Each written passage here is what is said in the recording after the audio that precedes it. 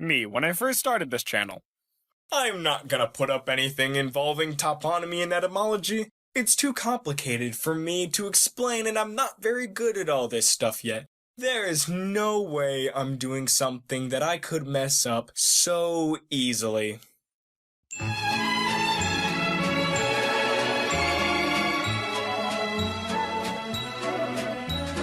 There is nothing more terrifying and verbose than an etymologist flame war. Before any information or history, there are a few things to discuss. Remember your objective in making world names. Some things that happen in real life need to be swept aside for the sake of good world building. Not all names need a developed history, and names should be pronounceable, memorable, and invoking of whatever connotation you want the place to have. If you want people to talk about your places and not give them stupid nicknames, make them easily understandable to your target demographic. But if you're going for convoluted and uber-realistic world names, hey, have at it. I'm going to start this off with history in how place names actually come into being, and then go over my process for building them. Now with that out of the way, place names are unsurprisingly based on the language of the people who make them. So when you're building a world, the places will be named in your language or in conlangs. Unless you're working on a real world thing, that's cool too. Also, my native language is English, and je ne peux pas parler français bien assez, donc c'est impossible pour moi créer le nom des endroits. Place names that originate naturally will usually be based on descriptions of the area. Mostly it'll be of a specific feature, a general description of the land, or a specific person. In the vast majority of cases, the place name will change over time, especially if it is large, old, and/or important. I need to insult somebody right here. Game of Thrones. Some of the stuff in here is actually really good, and I really like it. But some of them absolutely suck, and they break every single goddamn rule. Okay. I love Game of Thrones, and I love George R. R. Martin. Love you, baby. So we're gonna start with natural names. These will be the places that are named by the people who live there, and are widely accepted as these names by everyone else there. Every name starts in the language that the people speak. You wouldn't expect a Celtic Briton to name their town Field. Every place name is gonna start as a natural feature, a description of that place's function, a person or character's name, an existing name, additional modifiers, or any combination of these. You can mix and match these around any way you like, I don't care. But you should combine at least two of these. New plus castle equals Newcastle. Botolph stone? Wanna guess, eh? Boston. Escan, which is the name of a river, plus Galstead, which is a fortress, becomes Exeter. More on how that happens later. Say you live in ancient England and you go to visit your friend Harold's new farm. You see that the place he settled would be perfect for you. It's bright and it's shiny and the dirt there smells like pudding. You build your house there and more people flock in to settle because it's the perfect place for their farms too. They would probably call this new coagulation of people Harold's Farm. Even though this new town isn't still his farm, the first name that was associated with the location stuck, which is often what happens. Now look at this famous monstrosity. I'm sure you've seen it before, and if you think that I'm gonna try to pronounce this, well then you are wrong, because fuck you, eat a bag of dicks, asshole. Stuff like this was named under the same conventions. Now this one happens to be a publicity stunt for a railway when it was first named, but still. It translates to St. Mary's Church in the hollow of White Hazel near to the rapid whirlpool of Santicilio of the Red Cave. I don't know exactly what kinds of changes the name has undergone, but I still imagine that it's easier for a Welsh person to say that sentence as a name than it is for anyone else. So back to Exeter. How does it go from Escan, meaning fortified town on the Escan, to Exeter? Also, by the way, I love this audio on the Wiktionary page for Exeter. I tried like 30 times to get it to pronounce the entire thing, but the furthest it got was the X. There are a few ways that names change. 1. People just start saying it an easier way. Happens all the time. 2. People accidentally change certain parts of it into commonly used sounds in place names. 3. Language changes but the place name doesn't, but this also loses the meaning of the name and can make people add other parts to it. 4. Another language comes into the area and the place name will lose all meaning. A few things can happen from here. The place name changes slightly to sound similar but work better with the new language, but usually this has a different meaning. The name can also be translated, or it can be given a new name altogether. If I invaded Wales and got to change the place names? My name is Jeff. 5. Similar place names get extra modifiers to distinguish them, usually to do with their location, their population, or whoever rules them. 6. Backformation. This is where a name of something falls out of use, and the name of that something that was named after the original name is used to rename the thing. So, like a city will be named after a river, and eventually the name of the river isn't used anymore, so people will call the river by the name of the city. In that period of time, the city name will probably change a bit, so it'd probably be a bit different. By the way, not gonna lie, a lot of this list comes from Wikipedia. It's the only source that I could find that had a toponymic process. Every other source I found just had specific case studies of these things. Okay, so let's see some of this stuff in action. Keep track of how long it takes to actually figure out where I'm talking about. First, you start off with Eboracum, which probably meant place of the yew trees. Then Elfordwijk, Boortown, came with some new invaders, and then Jordwijk, Horse Bay, with some more invaders. Eventually the name fizzled down from Jordwijk into Jurk, and York, and Jak, but most prominently became York. Country and kingdom names tend to be different. In medieval times and in fantasy worlds and stuff, nation-states usually aren't a massive thing. More on that later, I promise. So political powers would usually be kingdoms or empires. Naturally forming nation, empire, and kingdom names are usually derived from the tribe that rules them. So, how are tribes named? Well, in pre-nationalistic times, tribes usually gave themselves names that reflected where they lived, often using the name of their home as a descriptor. Example: England is named after the Angles, who set up shop in the 5th century. The Angles were originally from Anglia, and we're right back where we started with naming places.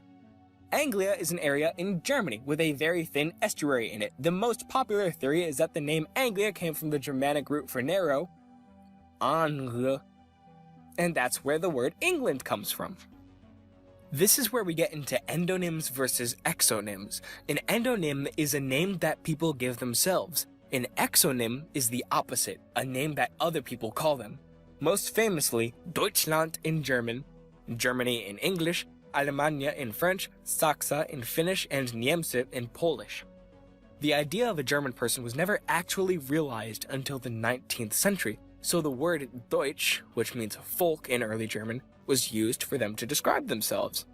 Add Land to that, and you get land of the people, which makes sense. And I think it's really cool, especially since one of the largest things bringing the German people together was language. So in a historical context, and this is a far stretch, technically means land of the German-speaking people. The exonyms formed because Germany was never a true thing before.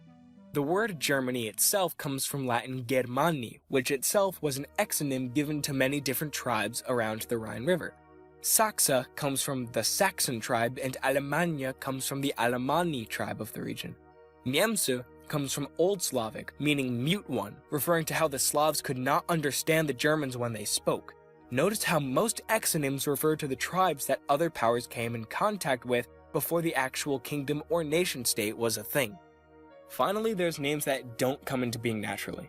These tend to be exonyms but can become endonyms depending on how influential the outside culture is on this new place.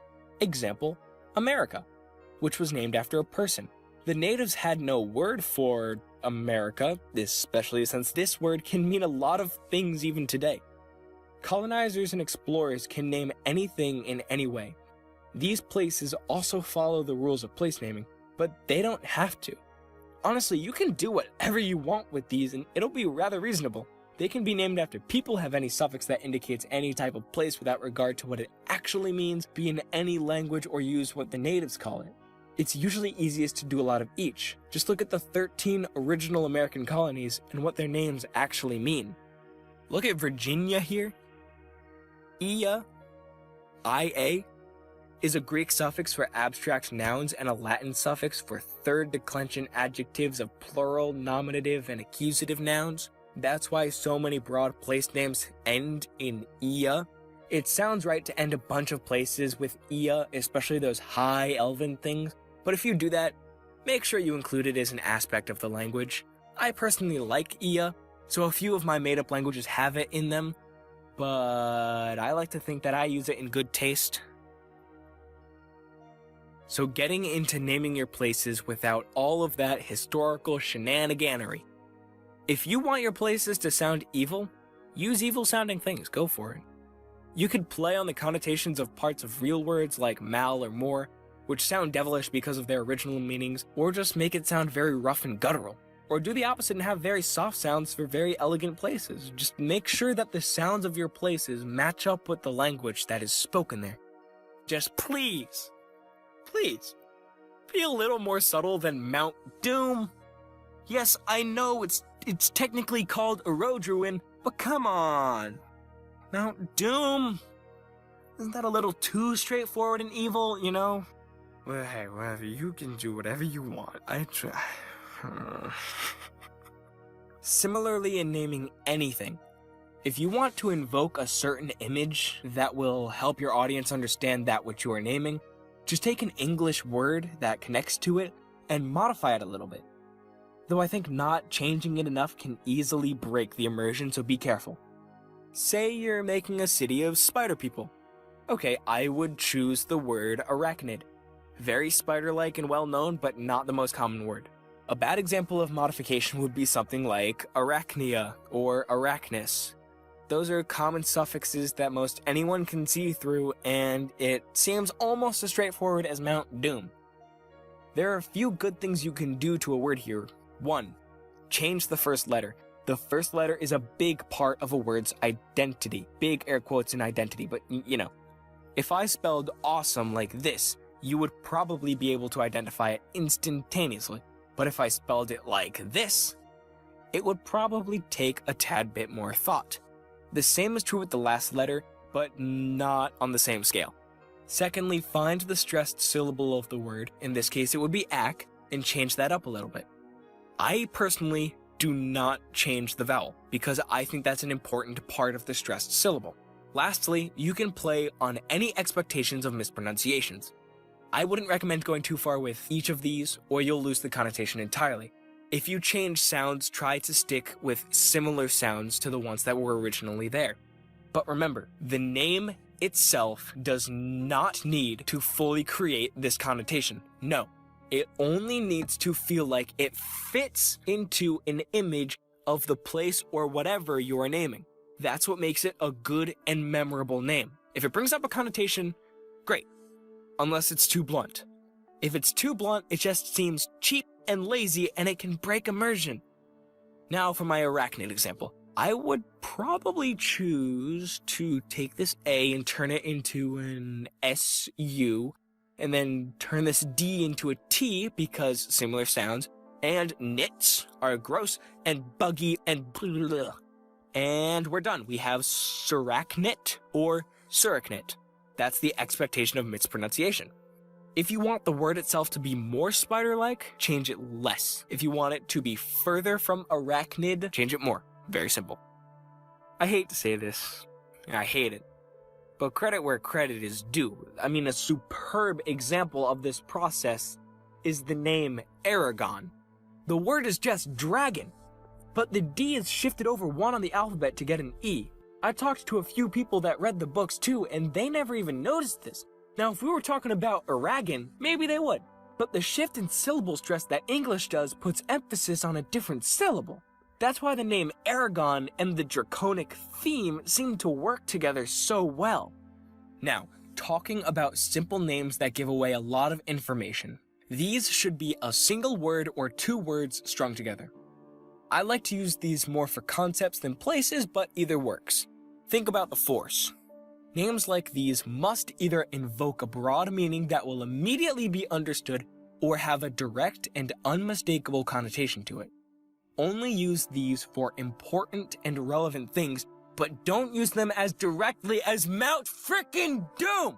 An example would be the Shire, which gives a homely sense as an archaic word meaning county, or the Sanguis, which is a little vaguer because it's Latin, but it still uses the root meaning blood. So even if the word itself doesn't sound too malicious or evil, it still sounds bloody. And even if the audience doesn't make the connection, it fits right into the image of an evil place. If there are a few concepts about natural toponymy that you should keep from this, let it be these. 1. Names usually start based on a description of the place itself. 2. They're based on the language of the relevant culture in the area. Unless they're fanboying about Latin or something, but up to your history of your world. 3. They change over time. 4. A lot of important countries and cities have endonyms and exonyms. 5. Non-natural place names can be whatever you want, but they do usually follow the rules. If there are a few concepts about building place names, let it be these. 1. Connotations are very powerful. 2. Certain place names fit certain places due to the words that they sound like. 3. Direct word place names should be used to convey information when necessary. 4. Mount Doom is a stupid name. But please, for your sake and for my sake, name your places well. It really helps to build immersion and a believable world. Jeez, I messed up big time on this one.